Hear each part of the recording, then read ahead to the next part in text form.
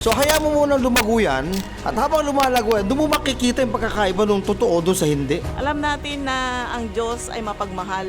Binibigyan din niya ng chance yung mga tao na dumating ang time na magbago sila. Kaya kung naiyasik kayo at naitanim kayo, even though na mayroong mga mapanirang damo, kayo pa rin ay mamumunga to become productive. Kasi ang pananim, kapag paulit-ulit mong binubunot, itinatanim sa kung saan-saan, Hindi lalalim yung ugat hindi niya. lalalim at mahirap lalago yan. Oras na para makinig tayo ng salita ng Diyos because we have been believed that man shall not live by bread alone. So we need to be nourished by the Word of God. In this TV program, our broadcasting, this afternoon, muling nagpapakilala ang Orasyon TV broadcast. Ako po si Pastor Ray Nabalta of Umingan, Pangasinan. Oras na para kayo ay makinig. Oras na para kayo ay makaintindi ng salita ng Diyos. Amen. Amen. So magpakilala muna kami bago tayo makapakinig ng... Ako po si Mercy Bautista. Magandang hapon po sa ating lahat. Salamat at napabilang tayo ngayon sa orasyon. Ako si Pastor Jan Vergara. Thank you very much, Pastor, for inviting me. Tunay namang ako yung natutuwa dahil may mga ganito palang programa ngayon dito. Then, I am Brother George. Tinatawagan ko si Ella para bibigyan tayo ng panimulang kanta. Oras na para makinig ng kanta. Hi po, I'm Sheila May Tenorio. And ako po ay kakanta ng kanta ng ating Panginoon. So ang aking kakantahin po ay Lilim.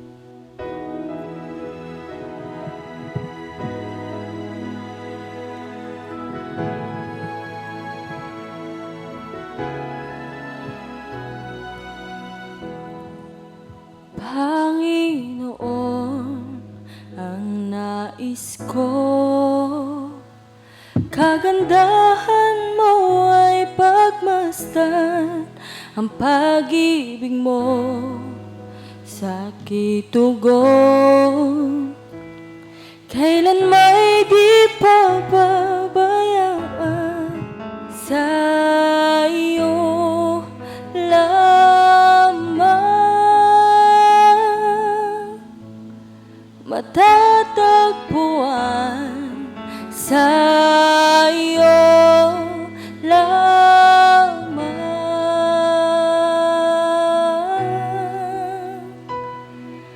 mananatili sa iyong lilim at sasambahin ka sa dakong lihim, mananatili sa iyong lilim nang masumpungan ka sa dakong lihim.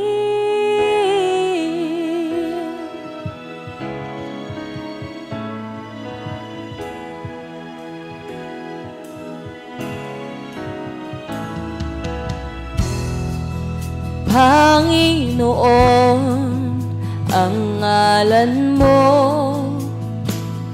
ay kalingat sandigan ko, di magbabago pangako mo. Salita mo'y panghahawakan sa iyo lamang, matatagpuan sa iyo lamang,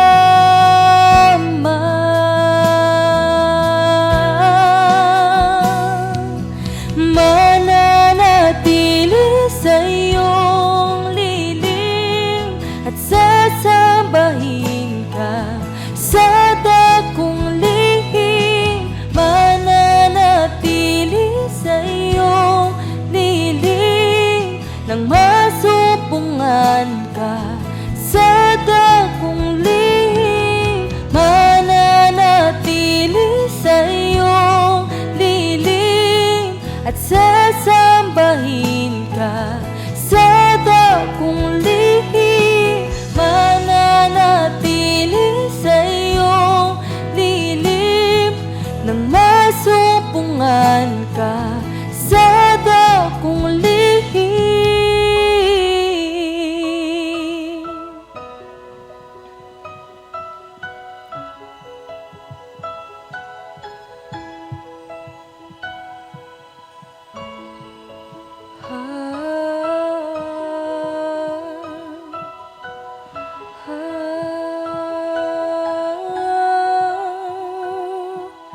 Ang papuri ko ay tanging sa'yo, sa'yo lamang inialay,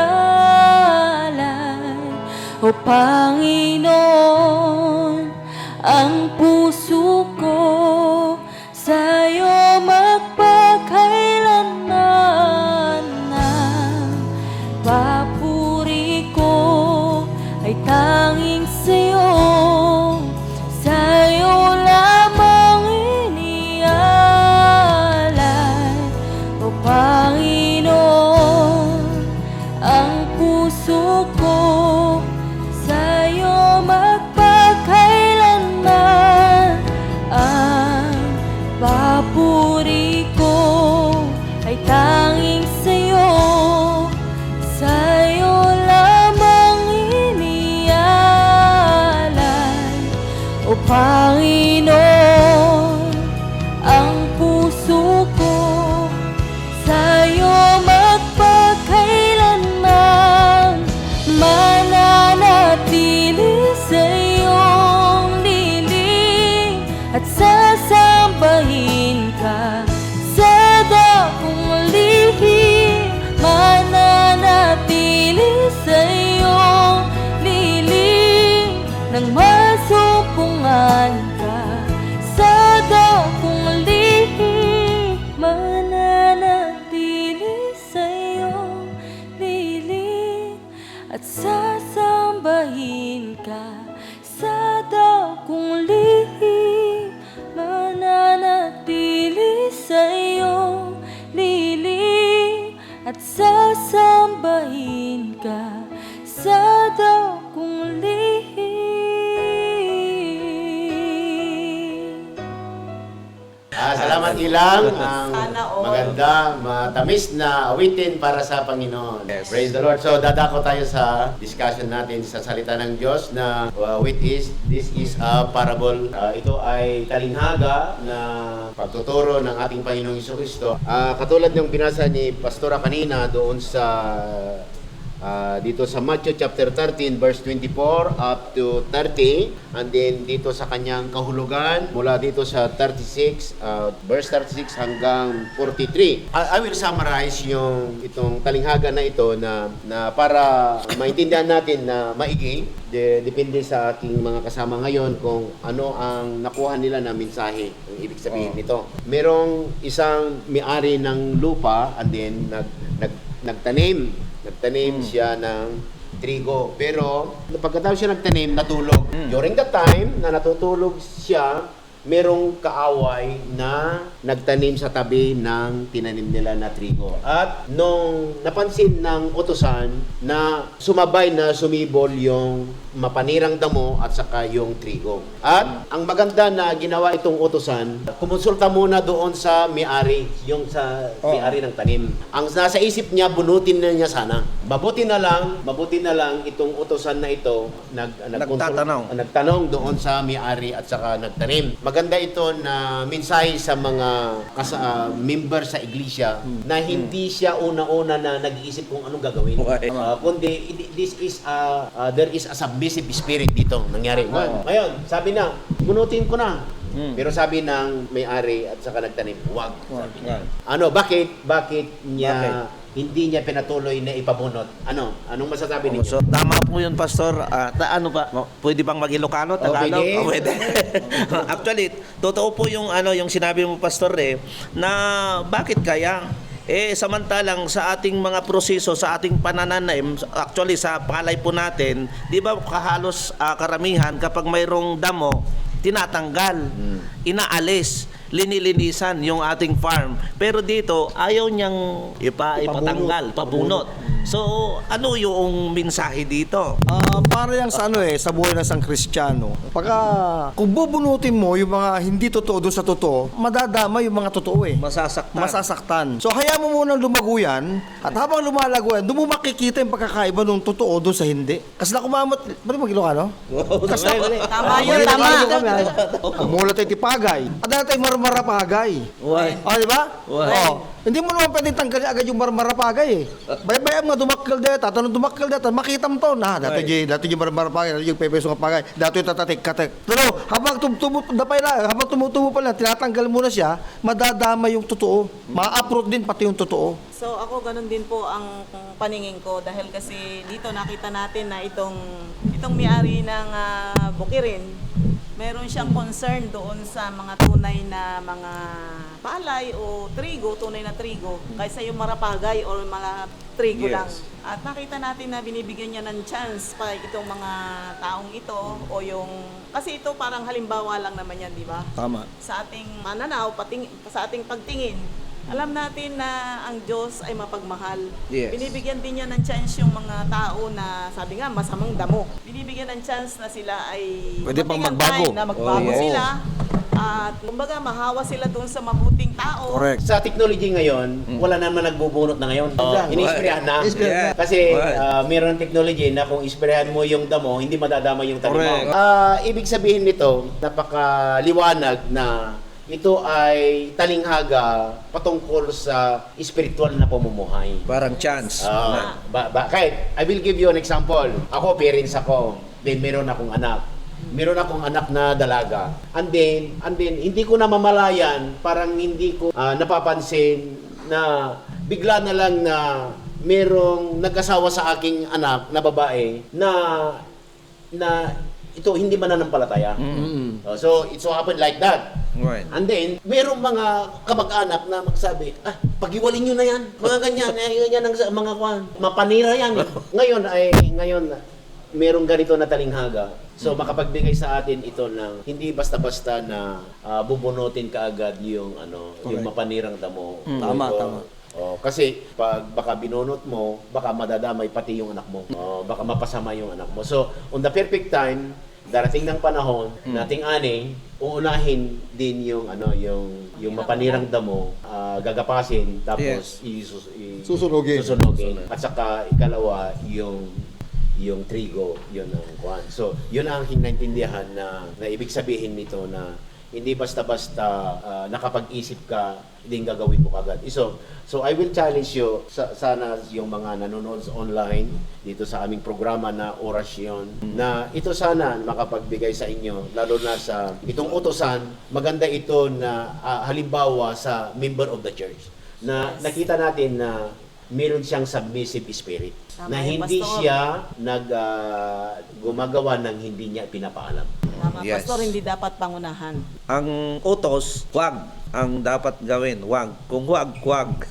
Ang nakikita ko rin na isa dito, Pastor Ray, yung chance ng mga masasama. Ang alam ko is yung mga masasamang damo dito is stand for the unbeliever. Unbelievers. Yes. Yung warning dito o kaya yung grace para sa kanila, hindi ibig sabihin hanggang doon sa dulo ay matatanggap pa rin nila ang biyaya ng Panginoon. At doon sa baba niya, mayroon yung segregation mayroon yung paghihiwalay. Kaya nga hindi lahat na pagkakataon ay God is love. Darating yung pagkakataon ng Panginoon ay talagang magiging hukom dito. Tama. Kaya sabi nila God is merciful, but He is just. Yes. Yes, so ako rin po nakita ko na hindi tayo dapat maghintay ba ng huling panahon dahil talagang may panahon na kinakailangan na magbago tayo para itong panahon na ito ay kumbaga wag nating hintayin na mamatay pa tayo bago saka tayo magsisi at hintayin natin Yes. na ipanalangin tayo ng mga hindi namatay. O ay wala na, huli na ang lahat. Lunid ang lahat. Kaya kailangan habang may panahon pa tayo, bago tipunin ang lahat ng mga masasamang damo, ay nabago na tayo. Kumbaga sa kasalanan, nagsisi na tayo at tanggapin na natin ang katotohanan na kailangan natin ng tagapagligtas. Yun nga ang ating Panginoon Kristo. Ang magliligtas sa atin ay ang ating Panginoon Kristo para hindi na tayo makasama doon sa mga tinipo na mga pansirang damo at sunugin sa pugon. Yun namang mga tao susunugin sa impyerno. Kaya Yes. salamat sa Diyos kasi meron tayong ganitong klase ng paalala. May mga chance pa talaga ang Yes. mga non-believer o yung Yes. hindi mananampalataya na huwag mahuli ang lahat sa kanila. Kung papunta tayo dun sa kahulugan nito, ang talinghaga nito, number 1, ang bukid, ang daigdig. Number 2, ang naghahasik ay ating Panginoon. Oo. Ah, Hindi ka makapaggasik kung wala kang kamay. Ayan. Yes. Ayan. Yeah. Number three, merong binhi. Ang binhi ay anak ng Diyos. Ang binhi.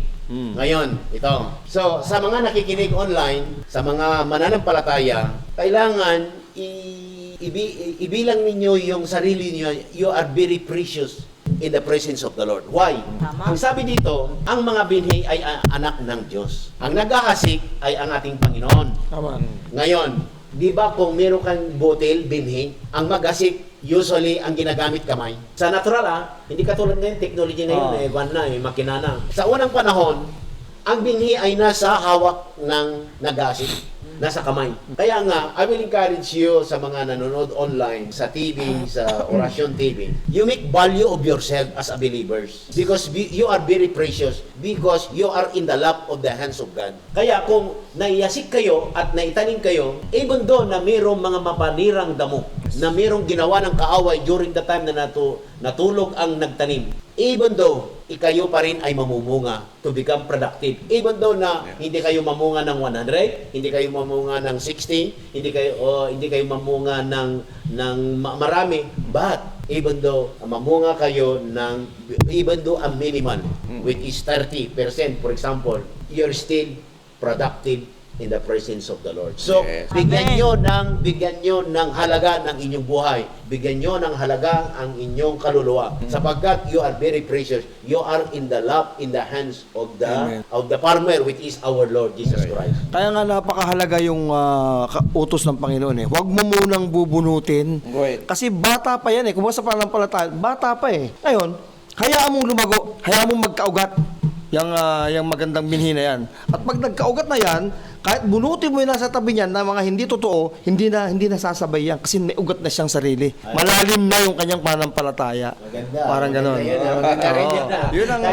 Kasi kung bunubun pa lang, mura pa niya, Narasagin. bata pa, parutem nga daw gusto kastane, sumuro ka. may raman pa din. Sasama siya. Oo. So, Pero kung medyo matanda na, ang sabi ng nagasik, ang may-ari ng lupa, unahin na bubunutin yung yung mapanirang damo. Mapanirang damo. Kaya sabi ng Panginoon, wag mong bunutin agad yan. Madadama yung hindi pa gano'n nakakapag-ugat eh. Hayaan mo munang magkaugat, lumalim sa pagkaugat, at kahit na anong gawin mong pagbor sa mga nasa tabi niya, yung mga hindi totoong hindi yan basta-basta maapo. Ngayon, sa mga iglesia ngayon, sa mga churches ngayon, o kung minsan merong mga hindi pagkakaintindihan, both pastors, relationship, towards their, sa topa, sa member ng iglesia, no? Religion. Kasi, for example, ito ang termino na ginagamit. For example, agawan, pusiliting, mga ganun na.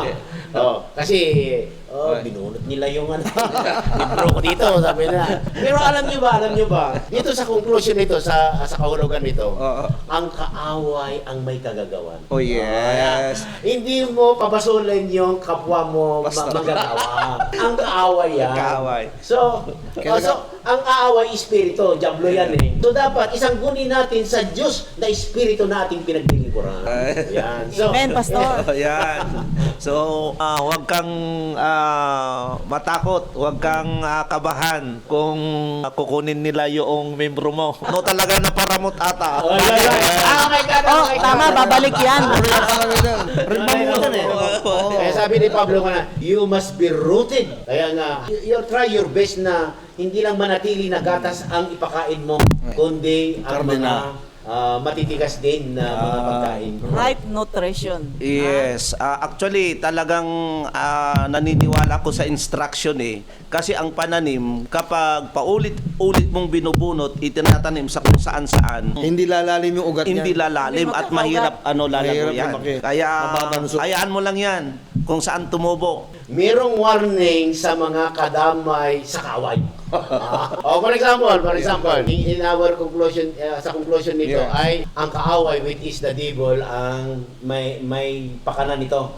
May kagagawan nito. Pero merong kadamay ito. Merong kadamay. Oh, yes. Kaya nga sabi dito sa Matthew chapter 13 verse 39. ang kaaway na nagasik ng damo ay walang iba kundi ang diablo. Diablo, oh. Ang panahon ng pag-aani ay ang katapusan ng daigdig at ang mga Pag-aani. tagapag-ani naman ay ang mga anghel. Kung paano ang mga damo ay tinitipon at sinusunog, ganoon din na mangyayari sa katapusan ng daigdig. Ipag-uutos ng anak ng tao sa kanyang mga anghel na tipunin nila mula sa kanyang kaharian ang lahat na nagiging sanhi ng pagkakasala ng lahat ng gumagawa ng masama.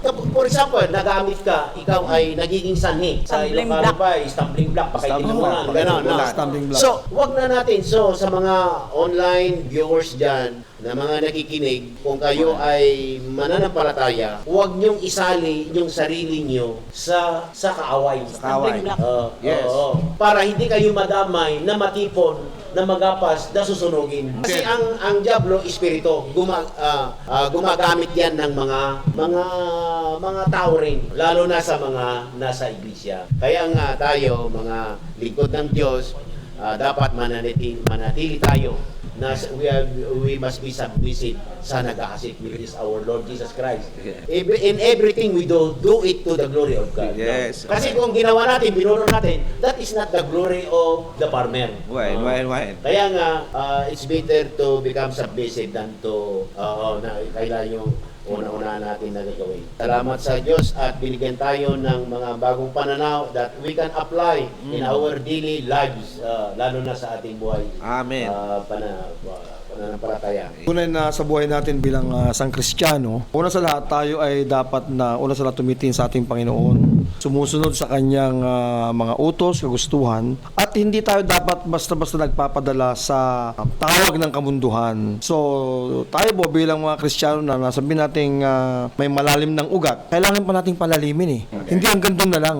Kung sa akala mo ay malalim ka na, palalimin mo pa. Para kapag dumating yung mga tukso o mga bagay na pwedeng makasira sa iyong pananampalataya, ay hindi ka basta-basta mabubuwag, hindi ka basta-basta ma-uproot, hindi basta-basta masisira ang iyong pananampalataya sa Panginoon. So bilang isang Kristiyano, dapat lang na tayo ay maging matibay, maging matatag sa ating pananampalataya at laging inuuna natin ang ating Panginoong Diyos higit sa lahat. Gaano man kasira, gaano man kalala ang buhay mo ngayon, alalahanin mo, magpatuloy ka lang. Alam ko, mayroon din pa din pagpipili ng Panginoon sa iyo pagdating ng panahon. So ako po, ang nakita ko dito ay we are created in God's image. Yes. Kaya plano po ng Diyos na ang lahat ng tao hindi mapunta sa panirang damo, kundi ang plano niya, lahat ng tao ay maging anak ng Diyos. At Yes. isa po, ang mga taong nakikinig ngayon na dapat makita po natin na tayo ay nilikha ng Diyos ayon sa kanyang wangis, kaya tayong lahat ay dapat maging anak ng Diyos. Yes. Kaya ako po ay nagpapasalamat sapagkat sa oras na ito nabigyan kami ng pagkakataon na makasama sapagkat gusto naming iparating sa inyo na lahat ng tao mahal na mahal ng Diyos. Amen. Kaya Yes. purihin ang Panginoon sapagkat kami ay nabigyan ng pagkakataon na ma-share sa inyo ang pag-ibig ng Diyos. Kaya wag po tayo manatili na maging pansirang damo, kundi makinig po tayo dahil ang Diyos ay may gagawin sa buhay natin. Number one, sa mga believers, we must be submissive. Yes. Sa ating mga kinaaniban na iglesia. Hindi tayo padalos-dalos na nagagawa ng ating mga desisyon sapagkat tayo ay we are only laborers or utusan sa kaharian ng Diyos. Ang kaharian ng Diyos ay walang iba kundi tayo. Ang pangako ng Diyos ay kaharian ng langit. Number 2, huwag nating idamay ang ating sarili sa kagagawan ng kaaway, which is the devil. Para hindi tayo madamay na matipon someday na magapas para susunugin. And then, number 3, you must value yourself as a believer. Because if you are the temple of God, you are the son of God, you are the children of God, you are in the love in the hands of God. So you are very precious. So pangalagaan ninyo ang inyong mga sarili, lalo na inyong pananampalataya. Salamat at nagkaroon tayo ng oras para makinig, oras para magbigay ng kuro-kuro, oras para makapagbigay ng salita ng Diyos, oras para magdunyi para tayo ay mabuhay ng masagana.